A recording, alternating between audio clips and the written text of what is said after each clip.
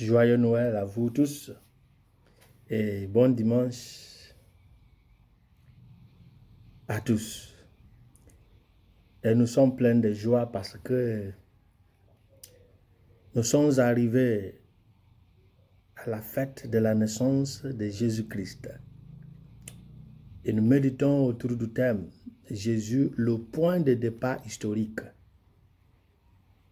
Et nous avons la prophétie d'Isaïe au chapitre 52, versets 7 à 10, la lettre aux Hébreux, chapitre 1, versets 1 à 6, et l'évangile selon Saint Jean, chapitre 1, verset 1 à 18. Jésus-Christ, le point de départ historique.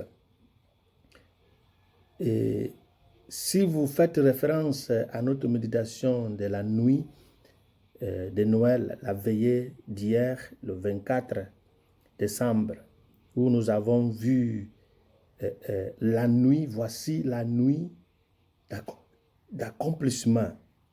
Et nous aidera à mieux comprendre pourquoi nous sommes heureux aujourd'hui en la fête de la nativité de Jésus. Jésus, grâce à sa naissance, nous amène au salut, à notre paix et à une expérience comme la prophétie d'Isaïe nous dit aujourd'hui. Alors nous célébrons la naissance du salut. Nous célébrons la naissance de la paix et la naissance de l'espérance. Isaïe nous dit que le pouvoir sera sur ses épaules. Puisque le pouvoir sera sur ses épaules, nous comprendrons pourquoi les rois de l'Orient, les mages de l'Orient se sont déplacés pour lui rendre hommage, selon Matthieu chapitre 2, comme nous allons fêter au jour de l'épiphanie. Balthazar, Melchior et Gaspard qui se sont déplacés pour venir rendre hommage à cet enfant nouveau-né. Son nom est le seul qui est capable de sauver le monde du péché.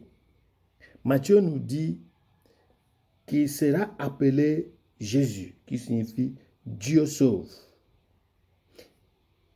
Luc nous dit dans les Actes des Apôtres, chapitre 4, verset 12, qu'il n'y a pas d'autre nom donné pour le salut du monde. Et ce nouveau-né sera appelé Emmanuel, comme on a vu hier, Dieu avec nous. Alors, Jésus seul, grâce à sa lumière, est capable de dissiper les ténèbres. Cela est possible car Jean écrivait « Au commencement était la parole, et la parole était avec Dieu, et la parole était Dieu. Et tout ce qui est vient de lui. » Jean chapitre 1, verset 1 et les suivants. Ainsi, il a fait ce qu'il veut. Il fait ce qu'il veut avec ce qu'il souhaite. Parce qu'il est au commencement de tout. C'est lui que nous célébrons aujourd'hui. Quand nous parlons de Noël, nous parlons d'une fête de l'unité qui réconcilie l'humanité avec Dieu. Comme hier, on a vu, avec la prière des mélanges de l'eau au vin, qu'on s'est se mêle au vin pour le sacrement de l'alliance, pour nous être unis à la divinité de celui qui a pris notre humanité. En Jésus, Dieu nous parle selon la deuxième lecture directement car il est l'homme créé par Dieu. En lui, Dieu nous adresse comme ses fils et ses filles. Jean chapitre 1, verset 12.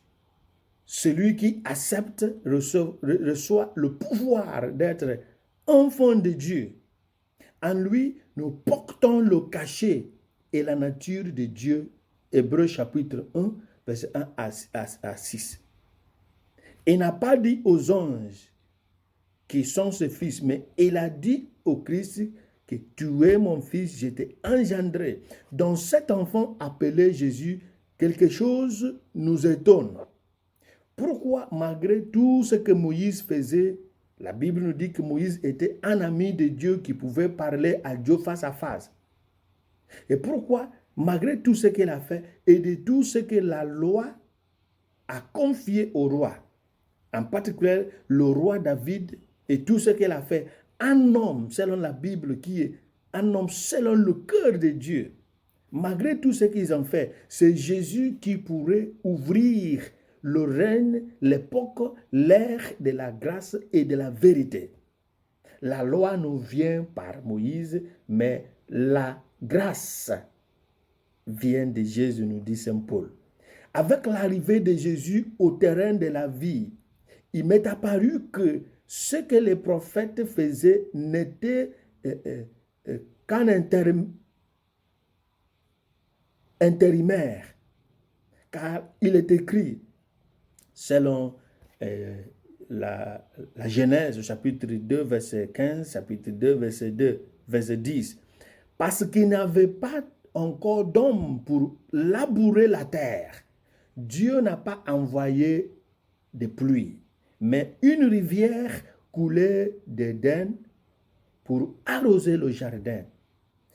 Parce que celui qui devrait racheter le monde n'était pas venu. Il était possible d'envoyer les rois, les prophètes, les leaders qui offraient les sacrifices selon la loi mosaïque pour apaiser la colère de l'Éternel, parce que le moment, l'accomplissement, l'homme n'est pas encore là. Celui qui doit faire face au péché n'était pas né. Dieu faisait avec les prophètes, les leaders, les lois, les rois et autres. Mais à l'accomplissement de temps, celui qui doit arrêter le règne du péché est venu. Et c'est la raison pour laquelle il nous faut aujourd'hui nous poser les questions suivantes pour savoir où en sommes-nous. Que retenez-vous de ce jeune maître, Jésus? Qu'est-ce que la fête de Noël vous dit? 2. Qu'est-ce qui vous étonne à propos de cet enfant Jésus? Quand vous pensez à la fête de Noël, qu'est-ce qui vous étonne? C'est venir fêter comme d'habitude. Il y a quelque chose de remarquable. Est-ce qu'il y en a? Qu'est-ce qui l'a paralysé ou séché en vous? Est-ce que sa naissance a séché quelque chose, paralysé quelque chose en vous? Qu'est-ce que cette naissance a ressuscité en vous ou a guéri en vous? Ou bien rien ne change, rien n'est supprimé, rien n'est né en vous, ou bien la vie est comme d'habitude. Enfin, qu'est-ce que la naissance de Jésus a sémé en vous? Qu'est-ce que vous deviendrez demain grâce à la fête d'aujourd'hui? Qu'est-ce que vous deviendrez à l'année prochaine, 2023, grâce à cette fête de naissance de Jésus? Si nous n'avons pas le temps de réfléchir à ce nouveau influent, Noël viendra et Noël continuera d'arriver chaque année, jusqu'à ce qu'elle devienne tout simplement ordinaire, sans impact spirituel.